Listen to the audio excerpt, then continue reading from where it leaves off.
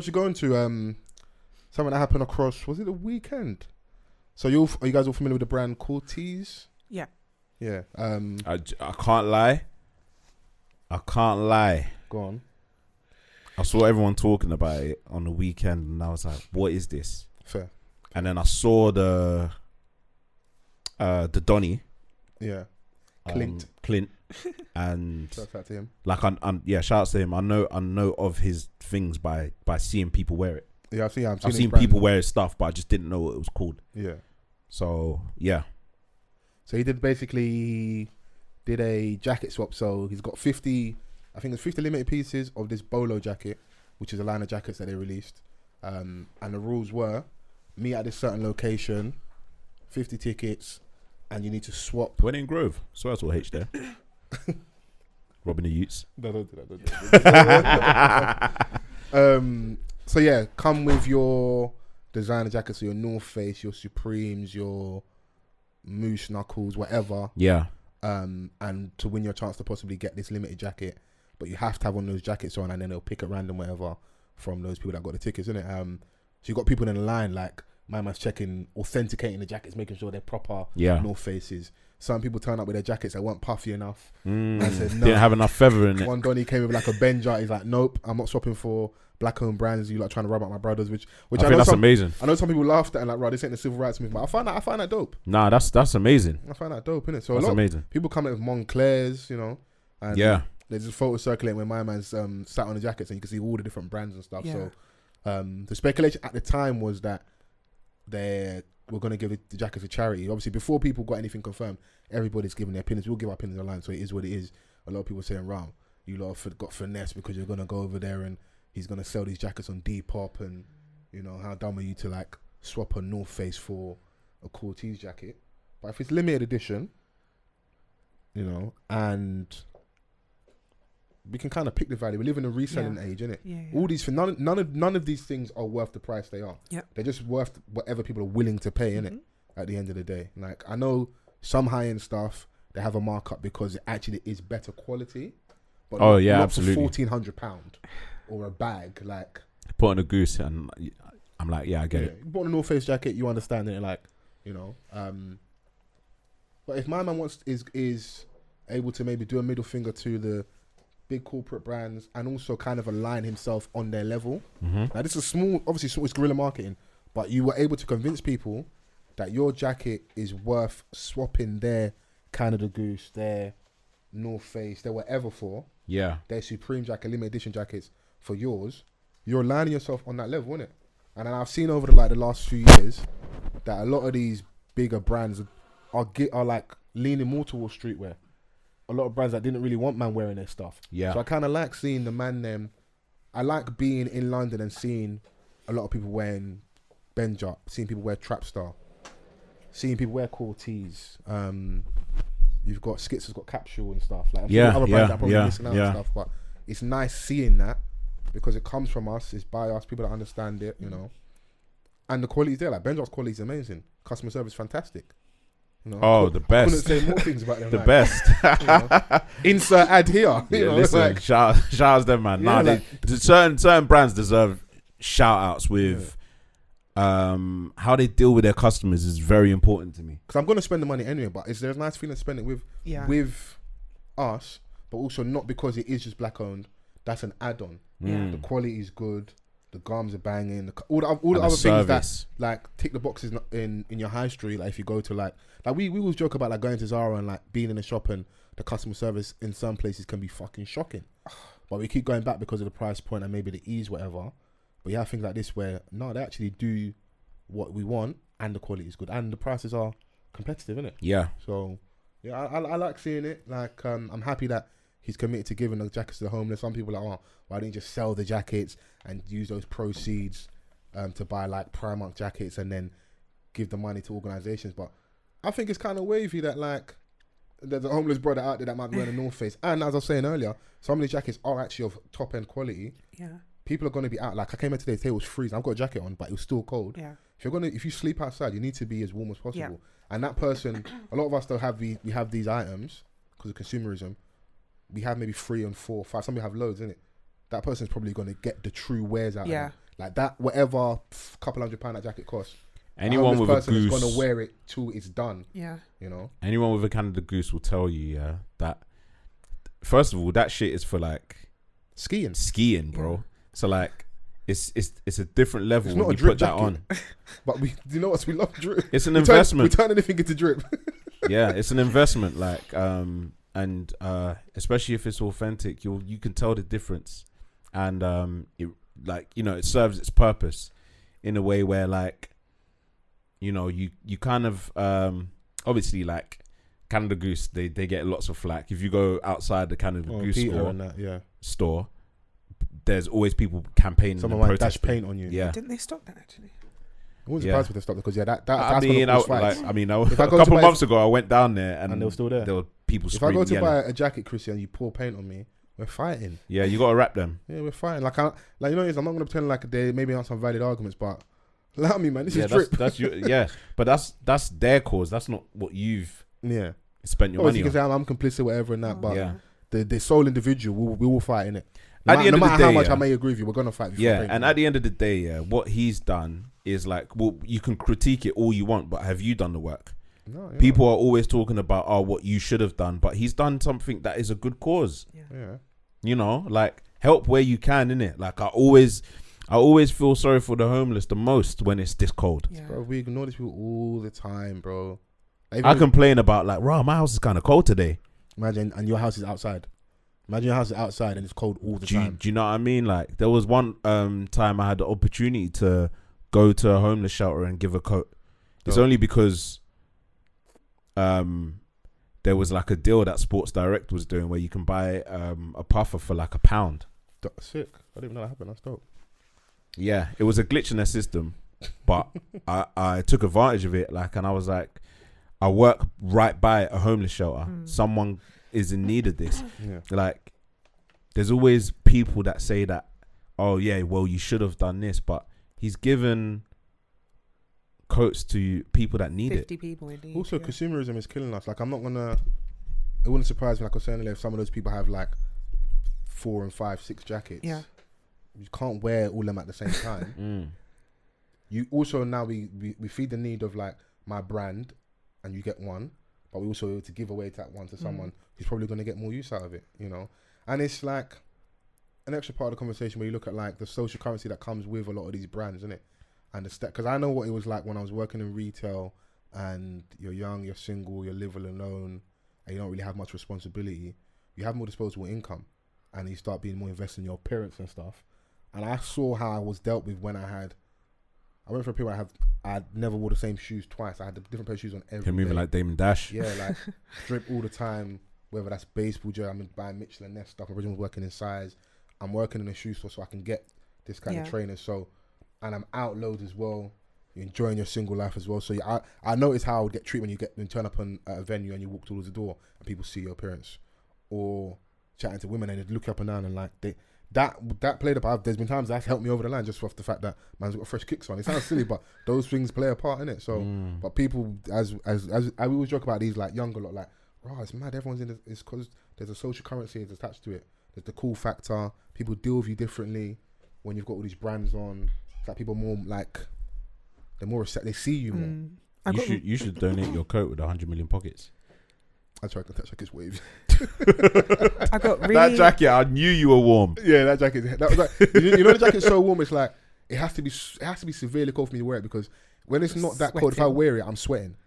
I got really annoyed today because I saw a tweet where someone said like, "Oh, these homeless people are going to be in drip in North Face jackets." You're just like, it's a coat. Well, bro. They're fucking not fucking people. Yeah, they're people. But it's how we look at them. It's like they're othered. We forget them. They're not part of society. People are like, you know, or people doing the fake concern that, like, what if they get robbed? Yeah, you're putting them in danger.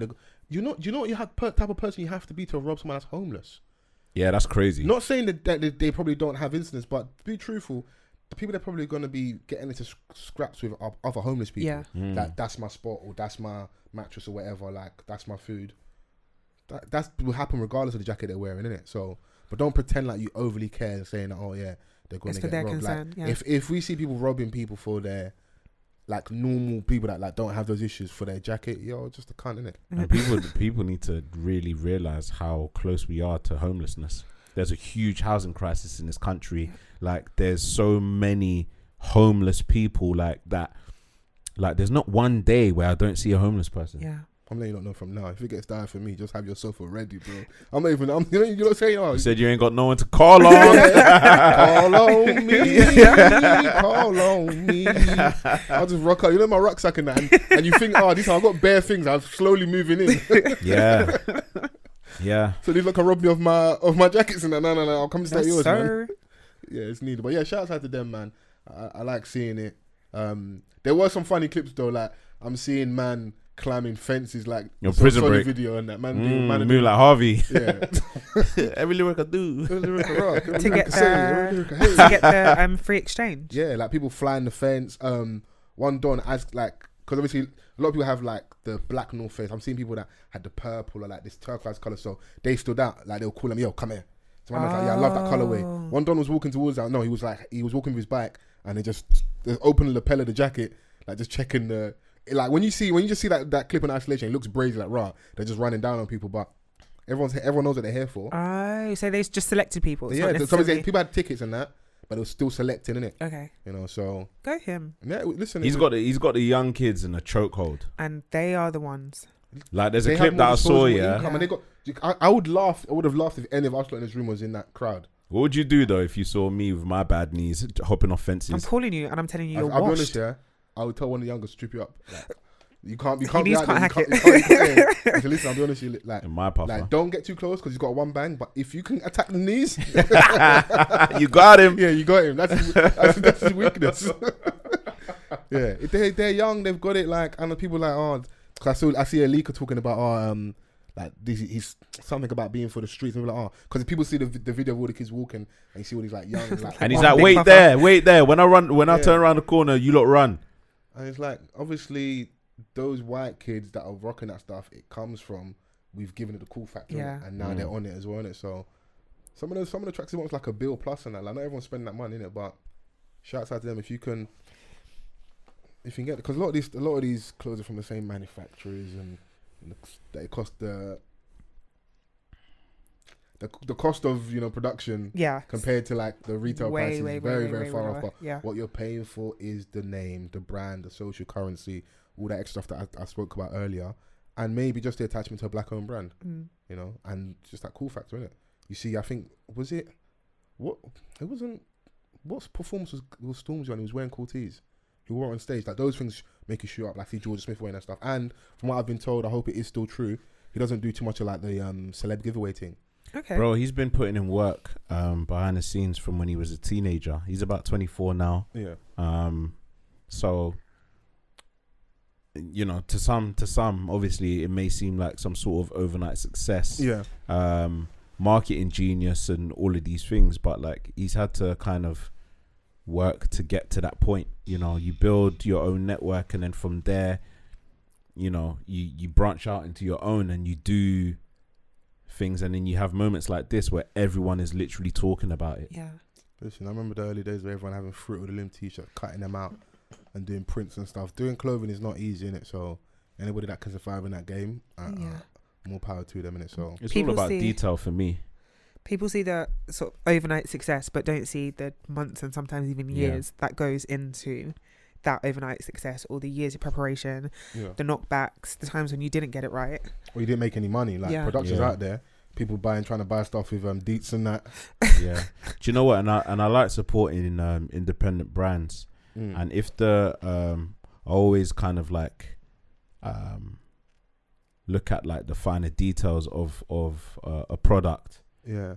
For me to go back, especially like. If I support it and I may not like it, I may not buy it again, but if you've kept me with like great quality stuff, then I'm gonna stick around for sure. It's no longer giving support. They're fulfilling the need. You like clothes, you buy clothes. Yeah. And it just happens that they do all the extra stuff. Because at this point, I'm not supporting Benji. I'm not doing them a favor.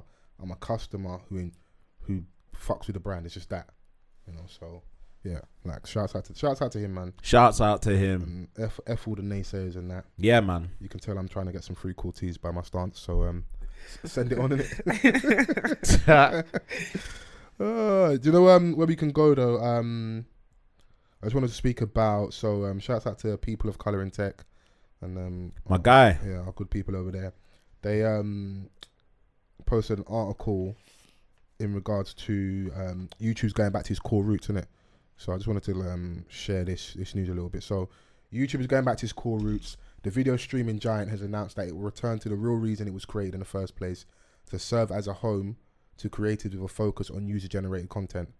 While the platform has spent the past 6 or more years building a hub for original programming with the likes of Patricia Bright, hosting her own YouTube channel, this news reveals that they will scale back and put the funds back into programs that were built with creatives in mind. YouTube is now set to focus on creator-driven initiatives such as its Black Voices Fund.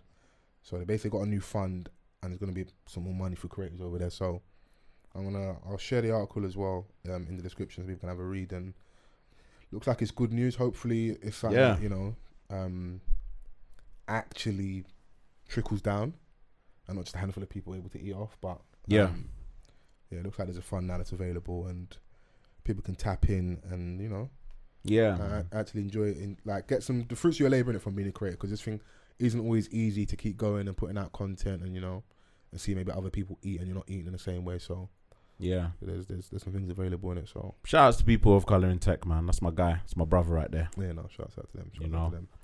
Should we get into what we're watching in a minute? Yeah, man. I think it's time, bro. It's time. Yeah. Or do you want to get the other stuff out of the way first that we've been watching, and then we just All right, cool. So Ozark season 4 is back.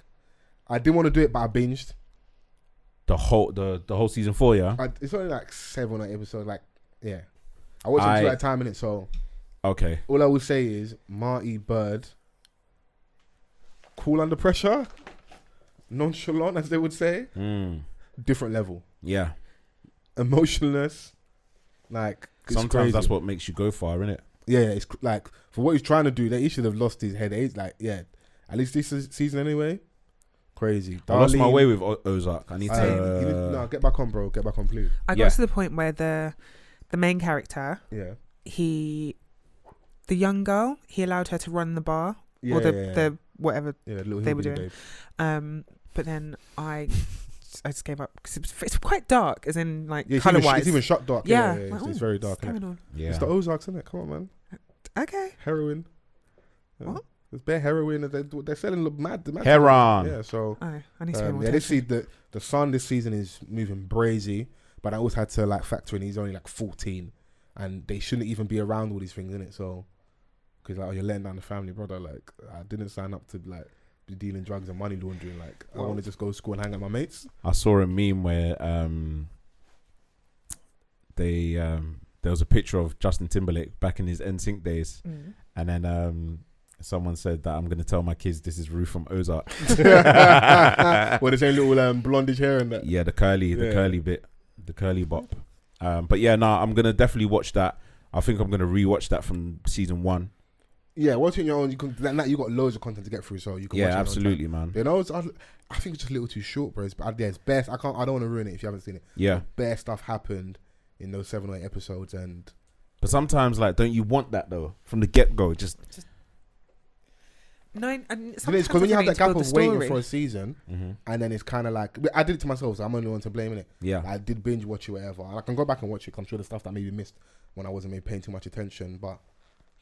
Because I think the show's that good, I could see 10 to 12 episodes for a season. I think 7 or 8 is a little too short, isn't it? Do you think though it's intentional with how the creators may have wanted it to be? If that's what they wanted, I support it. If that's what you wanted. Yeah. Now, if it was the case you wanted 10, 15 episodes and it only gave you 7 or 8, then it's a hit. I stand with you in it. Yeah, I mean it's a hit show, so like, I'm more inclined to say that they probably wanted that to be it like that. Listen, because they could give us we've seen shows trying to end up giving us too much, and then the writing goes haywire. And if you've got like 10 or 12 Grey's episodes, Anatomy. Yeah, like if you've got that many episodes, you get to like episode 7, 8, and it loses way a little bit, and that's when you can lose people. Like I've heard some people say, oh, they got to like 3 or 4 episodes into the first season or the second season, like they just got disinterested and left it. Mm-hmm. So yeah, that's what I did. Sometimes you got to see things out, man. I also content wise, I do enjoy that kind of stuff. So maybe I was more inclined to give it a chance, and I like the main actor. Just that early episodes of Jason Bateman, his wife cheating on him. My man find out what she likes and trying to replicate in the bedroom. Yeah. And then she's like, where'd you learn this? I could tell that you've been. Yeah, you never used to like slap my ass during sex, and now you're doing it because you saw that she liked it from my man, not from you. Damn, that's gotta hurt, man. Yeah, that's gotta hurt. Yeah, Ozark's good, man. So I started Euphoria, guys. Okay. Yeah, I finished it. Euphoria High. I'm not finished it, but I'm up to date. All them school kids going to school with no books and that. Do you know what? I'm only 1 episode in, and I love how it's shot. I love how they've like expanded in the characters already. So like I look forward to watching the whole thing. I think Zendaya is brilliant. I agree. Yeah, she got rave reviews. Have you seen it? A little bit, but I didn't. It's one of the ones I just left till I need to go back in it. But now that this season's out, I want to leave it alone. And then, because it's like I watched the first season, but I know I didn't watch it properly. Yeah. So, remember I told you guys I started again. Yeah. And I actually knew what was going on. But that's something you got to do that because the seasons can start and you pretend yourself, but you actually don't know what's going on.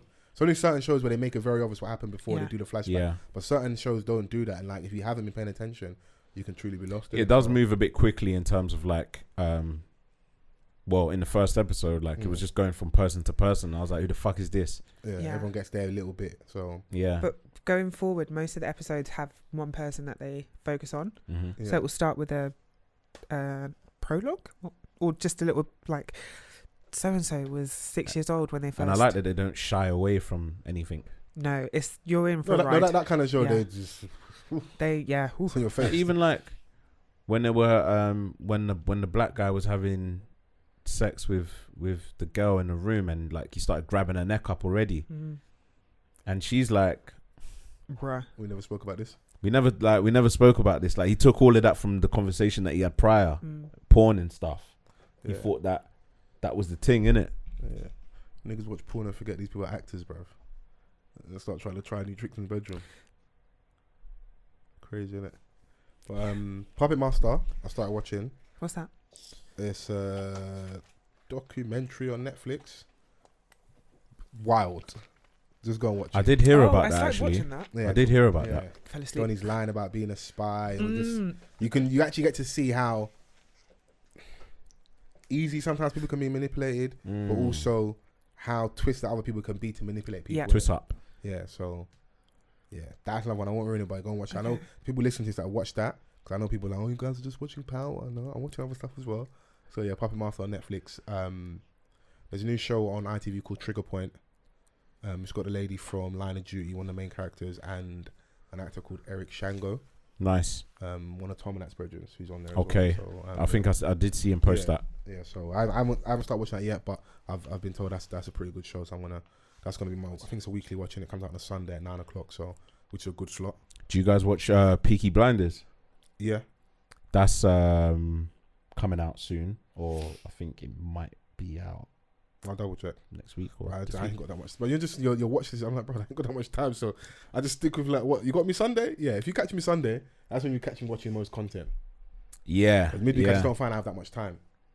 I mean, I try in it. Like I prioritize football first in the weekend. Facts. And then everything else comes secondary. Like, but when it comes to a certain time on a Sunday night, it's power time, bro. Yeah. I watch Power first thing in the morning. I'll swear down. Yeah. Like you're straight. I haven't even brushed my teeth. I'm not even prayed. I'm not even bathed. Oh, do you know why though? Morning. Do you know why? It's wise. Spoilers. Mad spoilers. Mad spoilers. But and I'm a big man to be running to do that. But like, and also I just watch that usually before I go ball as well. I was like, bro, it's 9 a.m. Why are you tweeting spoilers, bro? Or you could just stay off social media. No. We need to respond to the DMs. Come on, why? Oh, I'm just kidding, man. Kidding, humor. Kidding. Pod humor. Okay. DMs. Funny. Yeah. Do where? All right. So Power Book season 2, episode 8. Yeah. Professor Milgram was getting cooked. She's British. I know. I jumped. Yeah, she's British. I told you this. Yeah. I don't listen to you. See it there? It'd be your friends. You see it there? You see it there? With friends like you, who needs enemies? That was mad. That was mad. You know what it is? You can only get rid of that because you're a woman. If that was a man, I would have clotheslined you. Bruh. Sorry, darling. I didn't know. Don't you darling yourself. It's all right. Nah, I hear it. As long as you don't say that to me. She is British, yeah. Well, you want to start there, yeah? No, we'll work our way back. But that was iconic. Professor Milgram's on the stand. She got. You know, like sometimes you watch a show and you're like, someone's playing chess, innit? So her and Tariq are kind of battling. She thought she had him back into a corner. He pulled a good move. She fucked up and she went on the stand. And Davis McLean is the Davis lawyer. McLean. He played it beautifully. Oh my basically, goodness. he attached her to all the bodies, all the guys that she slept with. Even himself. Man threw himself under the bus. Suicide bomber. But he also, you watch her like, I love watching shows where you see how good or bad lawyers can be. So she said something and he used her words against her. Yeah. And she's saying that, you know, I would always protect my students. Yeah. You say you protect your students, but you fuck your students. Yeah. In not so many words. So Zeke Cross. I'm using, Freaky Zeke. When he said Freaky Zeke, I was like, nah, lawyers have got banter. To Cal. Yeah, man said Freaky Zeke. Man used her words against her to the point where, like, I'm not putting words in your mouth. This is what you said. You protect your students. You know? Do you know what? This was one of the best episodes. An episode where you would describe it as jam packed, right? Because there were so many things that was like raw. Yeah. Bass boost. Like Tariq, yeah. He's kind of like masterminded like this. He's obviously like the center of everything that's going on in this episode. Where everything goes mad, yeah. He's at the center of. Yeah. So you've got to think about it as like at the start of the episode, he's got his back against the wall, right? No ropes. He's got Davis McLean to pay. He's got his debt with Monet and Kane. He's also fighting to gain custody of his little sister, and he's also got the charge that he's trying to beat, the double homicide. And he also has to fulfill the need with Lorenz Tate's character, because he promised them he would give him the picture, and he's gonna have to burn the bridge with his white brethren. Oh yeah, Braden. And he's got 3 women that are on him. Teresa, all the babes, man. Just like Ghost, though, he's starting to move a step ahead of everyone else. Yeah. Knew you were gonna be here, little nigga. Don't do it, man. Leave it alone, man. But it also showed, he's still not yet Ghost level, because when that scene where he's with Ghost's lawyer and he basically breaks the news that like Yaz is back in the system and his dad had put in place that if this should happen, she'll get housed with a family and her surname changed, just to ensure that for any fuck ups that Tasha did or Tariq did or Ghost did, there can be no like pushback on her. She basically gets a whole new identity, new family, and like she's so far away from the criminality. And even Tariq was like, "Raw, he did all of this. Like he really thought I wasn't gonna, wasn't gonna be shit." And it's also leaning to this this theory that maybe Ghost is actually alive. Yeah, and that's the reason why he got her his new identity, because he's gonna get a new one for himself and start a new life and that. And you called it. Was it like last week or 2 weeks ago? Ghosts never die. Yeah, Ghosts never dies. Yeah. But someone said that Tariq in episode 8 robbed the plug. He robbed Mecca. He masterminded that with Effie, Braden, made it look like TGT. And Drew. Yeah. Made it seem like TGT done this whole thing, and it ended up having the chef murked. TGT. What was his name? Tank, Genuine, and Tyrese. GTG? Yeah, GTG. Cleared him and Tejada's debt with Davis. Kept Lauren from taking the stand and made Kerry take the stand instead and lie. And he beat Effie again. But I think he's got to be careful, because I feel like Effie's definitely capable, because she's done it before, of ruining him if he doesn't do it properly. Yeah. But she's the only one that has never moved out of character. Yeah, so even when she did what she did, it was in response to how he was doing it. Yeah. So she seems like the most solid at this present moment in time. Yeah. Which, it's a little bit. It's I like Effie's character. Yeah, she's a little scandalous. She's on the badness, isn't it? Still, like she's sharp, because when she's on it. When he was at trial, she was like, "No, that that product isn't up to scratch, you know. Yeah, she actually held him down in that period because they could have got the work and it would have been rubbish, and now they can't earn any money. Yeah, and now they've either paid my man or owe my man for the stuff. So yeah, but we got to talk about before we get there. Oh, go on.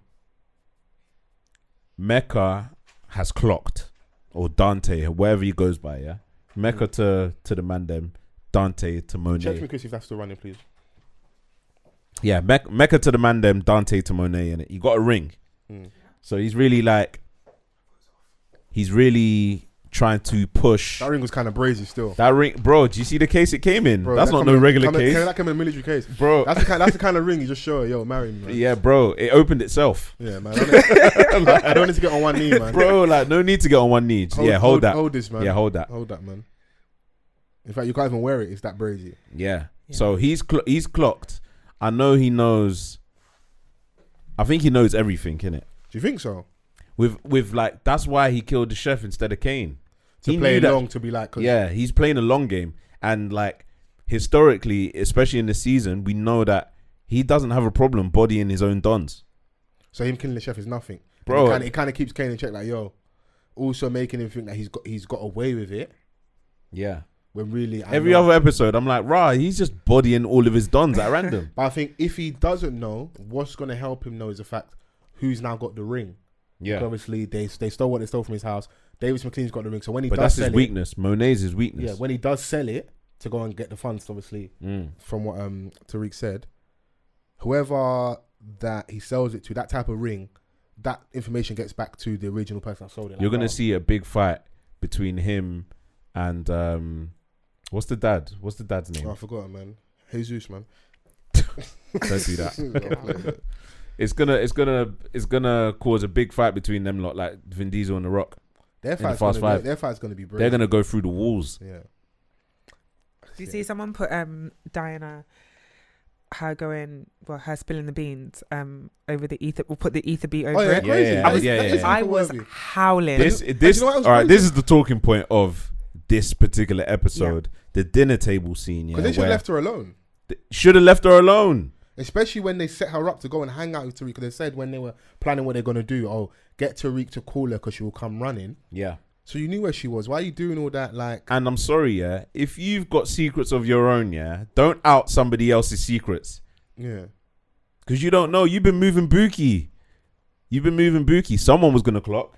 How are you not happy that your husband's home? Yeah, it was too obvious. And you know, like they say, like dads and daughters have a special relationship. She's like, mum's not even like I'm happy you're home. Why is mum not happy that you're home? Yeah, energy's off and that. And she's at an age where she's also dealing with guys herself, so she kind of clocks stuff, innit? Yeah. We raised you better than that. Yeah. They didn't. Yeah, they're mad. Like you've got a whole fucking drug dealing operation, and because she's shagging this guy, she suddenly let the family following Tariq like a fucking groupie. I sell drugs. Well, I'm not the only one that's fucking in this house. I was like, yo. That scene was brazy still. And you know what it is? Whether you think Mary J. Blige is a good actor or not, in that moment bro, she was acting her ass off. She wanted to fuck her up. Yeah. She's been wanting to fuck her up for time. Kill you, little bitch. Yeah. I'm like, bitch. Is this your daughter or? Bro, she slammed that birth certificate like a domino. Yeah. Said, yeah. But can we talk about Zeke? Zeke. That's not my dad. No, all my man cared about, that's not his birthday. She's not your auntie, Zeke. That's your mom. He's like, wait, I violated NCAA regulations. No, but I do hear it because he's like, if they do find out, he can never. Bro, your birthday, your birth, the year you were born weren't in 2002. It was in 98. So when man was 10, you thought he was 6. I didn't even think about it like that. Since he's a basketballer, we can assume that he's been just a big bit of boy a ringer, his whole life, innit? Just quite tall. Nah, bro. And you know what's mad? I'm not having that. People have family secrets. Yeah. Yeah, absolutely. Like some people's dads ain't their dads, and people have secrets, innit? So I know that sometimes the writing in power can sometimes maybe a little bit off, but like that kind of thing is spot on. Yeah. That does happen. Feasible. Maybe not with the whole extended stuff for like the NBA and that, but people do find out later in life that whole jacket. What I thought, that Bolo jacket. Yeah. Jacket. So like, you would have thought, I'm a lot more developed than my classmates. But is he though? No, he's not. Exactly. That's probably why. That's the running joke that Zeke is. People saying the way the actor's playing him so well that maybe in real life the actor's actually slow. That's bad, man. But it's also a credit to how well he's playing him because he is slow as hell. So dumb. Get away from me. Yeah. Get away from me. Fuck out of here, nigga. Come down from there, Kerry. You got to talk. But, don't do that. Don't do that. Don't do that. Don't do that. Don't do that. Don't do that. Don't do that. Don't do that. Don't do that. But what I like Who killed Kerry, bro? Is the composure that the dad had. Like, Throughout the whole exchange. Monet, they said you should go. And Yeah. she looked like her whole world is finished now, because, well, not really, because she could, if she wants, she could still go to Mecca, but like what she's known as her family is technically done now. Yeah. They were all asking the wrong questions when they found out that Zeke was her son. Kane was like, "Wait, I'm not your oldest." Yeah, bro. No, but I hear that though. Kane just cares about his That would bother me if I all of a sudden found out I wasn't the eldest child or like my parents' only daughter. The first daughter. No, duties. because then I've done it my whole fucking life, and then now I'm just not. What's case now, isn't it? No, the thing is that like gone. you will start to question everything. Yeah, your whole life's been a lie, basically, isn't it? Like, yeah. I'm not angry at the child in that moment. Would it be a lie or they just didn't tell you? Anyway, don't do it. It's a lie. It's a fucking lie, bro. Kidding. Haha. No, this was a very, very good episode. It was a good episode. You a lot of cliffhangers. Do you think, spoiler if you don't watched it, Professor Milgram committed suicide or she was killed? Do you know what? I never considered that suicide option. Because she's strung up. She's hung. Well, Monet was the last person to leave the yard, and what she said to her was cryptic. She was like, "But the thing is, if you're around, he's not going to come back to me." Yeah, but the thing is, if you're around, he's not going to come back to me. So doing up heart to heart all of a sudden. What with her? Yeah, when Monet went to the house, I was like, "Oh, I lost my family," and but I was rattled like, though. She's not going to be acting in her usual gangster character. Yeah. She's rattled, isn't it? So yeah, maybe. You know, so like, it may have just been a warning. It could have been part of the plan. Let me soften her up a little bit. Yeah. So then I can get her. No, that's where power's called. All of it is plausible. So it is very plausible. She committed suicide because of what happened at court. Yeah. All the stuff that might come out about her. And can I also say, I hate Sax. Ew. Yeah, it's horrible. That sex scene looked like two whole chickens rolling around. Water. Man's Disgusting. leaking stuff to the woman, you know. And even you're not even pleasuring her in that moment. Like she's not even like she's not in it at the moment. Yeah, but that's what I was speaking about. Sometimes things can be awkward. Because I think he was trying to move away. He's never moved with her. Like go to kiss her, and that's not you lot's vibe. You kind of just get down to the dirty. Even with Tariq, he didn't hold his water. Like he let something slip. He's just a consistent fuck up. Yeah. Yeah. Someone that you claim that you think you're scared that he's going to kill another witness. I think Davis was intentional in letting Tariq hear that tape. What do you mean you think? You think? The nigga said to you, I can't play it, and looked at him like, and then walked out and left the laptop there. And Tariq being Tariq, I don't know if the door was even shut. It was bait that he listened to it. Sax is on him now. But the way he played that whole thing with Lauren was so smart, because if Lauren went on the stand, they would have played the tape in court. He'd be finished. He managed to convince Professor Milgram to make her feel like... He snuck out of that classroom so smoothly. Knowing she'd follow him, made her feel like she's someone like that, from what I've seen in this season, thrives on being in control. And she thought she was in control. I'm going to pull these strings. Okay, cool, you know what? I'm going to save Lauren. I'm going to go on the stand, not knowing they had a plan for her and they cooked her. That is one of the best cookings I've seen of someone on the stand in a TV show. I miss seeing her face on my TV screen now. Yeah, she's beautiful still. What, man? Yeah. Pretty privileged, man. What's going on? She is. Yeah, beautiful. And she's British as well. She's British. Oh, is she? Yeah, we support Black Queens. Oh my gosh, wow. Yeah. Didn't know that earlier. Oh yeah, you did. Yeah. That's when you said you don't listen to him. Look at that. See life? Kidding. So where do you think so there's 2 episodes left now from this. So we're gonna have to if this is, I don't know if there's gonna be another season, but if we're gonna have to close this season well, there's gonna have to be a confrontation. They've been commissioned for season 3. Okay, so there's gonna have to be a confrontation with Mecca and Mary J. Blige's. Bro, have you seen his arsenal? That's crazy. Man's got secret chambers in his so apartment. Crazy? Man's got that arsenal and he killed his don with just a knife. All the stuff he's got, yeah, he's brazy. He's a military don. I think they're gonna kill Kane. Do you think so? Because how he moves, someone like Kane in the real world on the street does die. He's a liability. He's a liability. He's a liability. Whether it's Mecca himself or them lot's family, because if you're saying your theory that Mecca knows already what happened, Kane is like his right hand. He will flog him, he'll punish him, or make him have to give up the family, whatever. Because he let slip. He was like, I think this was GTG. And in the moment, my man buys it, but he's gonna think, why did you jump them straight away? Like, what are you trying to? Because they all in that drug game where they're like trying to throw the scent off somewhere. Like they hired someone else to do it, so their hands are not on it, and you've got someone to blame. Kane's need to be in a particular position is gonna be his downfall. And I don't see him having enough about him for him to like snake or overtake Mecca. That's why I feel like he will die. I feel like his character has to die at some point. So, but I probably enjoyed this episode. I think it was sick. And I'm sorry, man. We're gonna keep talking about power. It was needed. I think this one was needed. Yeah, I'm gonna talk about power. It really, it was one to remember for sure. Yeah, I enjoyed it, man. I enjoyed it. No, I'm sorry, man. Yeah, that's it in terms of what I'm watching. I don't know if there's anything else you might be watching, Chris. I know we mentioned obviously Ozark, Puppet Master. There's nothing else you're watching, is there? I watched a documentary on Netflix called The Times Square Killer, about a killer in Times Square.